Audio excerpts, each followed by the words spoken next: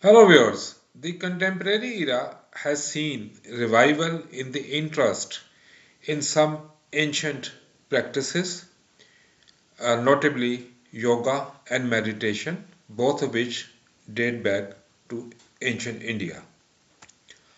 However, when we talk about the schools of philosophy, then one school of philosophy that has seen greater resurgence than any other school of philosophy of ancient times is Stoicism. Stoicism is increasingly being presented as the answer to spiritual and emotional crises through which modern men and women are passing through. It does so, or at least claims to do so, through number one, emotional and mental discipline that Stoicism emphasizes, and second, through the philosophy of resignation, that is, letting go or accepting what you cannot change. In today's video, we will look into the foundation or roots of Stoicism. The brief reign of Alexander the Great is remarkable for several reasons. One of the reasons or one of the consequences of the reign is that it marked the end of Greek city-states. As we know, ancient Greece was divided into several city-states which were autonomous. In fact, under the empire of Alexander and his successor, Greece was reduced to a province of the empire. Now, there were several implications of that empire building. First, the sharp distinction between Greek and non-Greek or aliens, whom Greeks called barbarians, that distinctions ended. Alexander himself was a Macedonian and thus, in Greek terminology, a barbarian. Second, Greece opened to influence of the East, notably that of India and Egypt, both of which were conquered by Alexander the Great.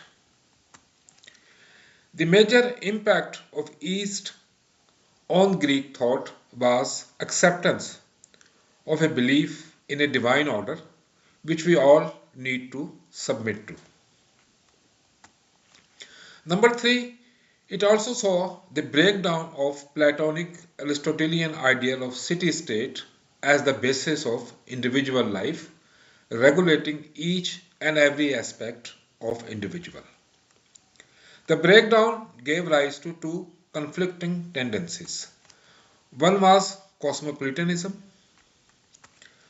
and the other was individualism. Cosmopolitanism was accepted by Stoics, while individualism was accepted by their contemporaries, Epicureans. Before we proceed, you are requested to kindly subscribe to my channel, Wisdom of Life. The founder of Stoicism was Zeno. He was born in Cyprus, which at that time was a Greek island. It is said that he lost all his belongings in a shipwreck and ultimately he took his own life. Zeno was influenced by Crates of Thebes. Thebes was a city-state in Greece and Crates was a leading cynic.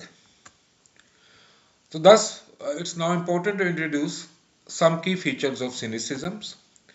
It was founded by Socrates' students, Antisthenes. According to Cynicism, virtue is the only good and all else is vice. And virtue they identified with shunning all conventions and practices of civilization.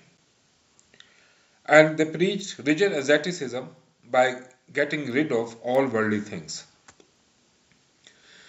Cynics also rejected Greek idea of home or citizenship based on city-state and instead they emphasize cosmopolitanism, that is, men everywhere are the same. One of the most famous of early Cynics was Diogenes of Sinope. He was the man who adopted and practiced Cynic teachings in letter and spirit. He lived in a tub, in a ceramic tub, in the streets of Greece in utter poverty and had no possessions. And it was Diogenes who once entered into a famous dialogue with Alexander the Great, and when he asked him what he could do for him, Diogenes' point blank reply was, "Please don't block my sunlight." The Cynic concept of freedom is also very unique. For freedom, the first meaning for them was complete liberty to act in pursuit of virtue. Secondly, freedom of speech, and freedom of speech means for Cynics speaking with no holds barred, whatever language you want to use. And third was the idea of self-sufficiency, that is freedom from social and financial obligations, like Sinope practiced. Now, Cynics exercise tremendous influence on Stoicism. Stoics also, like Cynics, regarded virtue as the end of life. And for them, as for Cynics, virtue is life according to nature. Live according to nature is a famous maxim of Stoics. And like Cynics, Stoics also preach Cosmopolitanism. However, they had different concepts of nature and life according to nature. For Cynics, nature meant primitive and instinctive way of life, and life according to nature meant flouting social conventions on purpose. For Stoics, nature was manifested in divine scheme of things, and life according to nature meant accepting the divine order, getting along with it, and moving forward. Stoicism focused on the right conduct made it immensely popular in ancient Rome, as the Romans were practical people as opposed to Greeks who were speculative people. Two of the famous Roman Stoics include Seneca, the poet and dramatist, known for his book Letters from a Stoic.